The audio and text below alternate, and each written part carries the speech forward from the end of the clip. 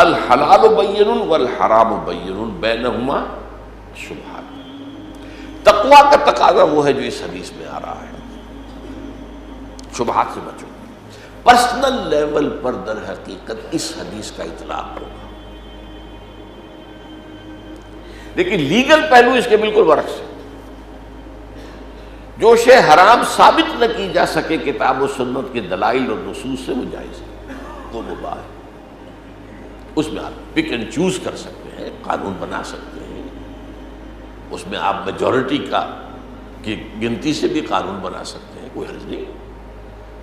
بھائی دو پرمیسیبل چیزوں میں سے ایک کو چوز کرنا ہے نا، تو نو ہار، ریفرینڈم کرا لیں، ووٹ کاؤنٹ کر لیں، کوئی حرج نہیں ہے۔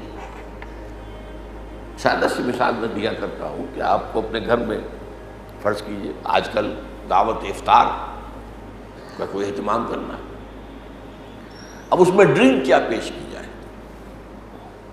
ایک چیز ختم، شراب باہر، کتاب و سنت کی روح سے آرام۔ اب 7 اپ رکھا جائے یا کوئی جو ہے روح افزا شربت رکھا جائے یا کوئی اور چیز رکھی جائے، اب یہ سب مباح ہے۔ اس کا فیصلہ جو ہے وہ کاؤنٹنگ ووٹ سے بھی ہو جائے تو کون سا حرج کی بات ہے؟ جدھر زیادہ رائے ہو بھائی طے کر لیجیے، کوئی حرج نہیں۔ اس لیے یہ بھی حلال، یہ بھی حلال۔ تو یہ دو پہلو جو ہیں سامنے رکھیے کہ ایک ہے تقویٰ کا پہلو کہ جو مشتبہات ہیں جن کے بارے میں تیقن کے ساتھ کہنا مشکل ہے کہ یہ حلال ہے یا حرام ہے، اس سے بچو، وہ اس حدیث کا موضوع ہے۔ فَمَنِ اتَّقَى الشُّبُهَاتِ إِنَّ الْحَلَالَ بَيِّنٌ وَإِنَّ الْحَرَامَ بَيِّنٌ وَبَيْنَهُمَا أُمُورٌ مُشْتَبِهَاتٌ لَا يَعْلَمُهُنَّ كَثِيرٌ مِّنَ النَّاسِ فَمَنِ اتَّقَى الشُّبُهَاتِ، تو جو شخص ان مشتبہ چیزوں سے بچ گیا، تقویٰ ہے،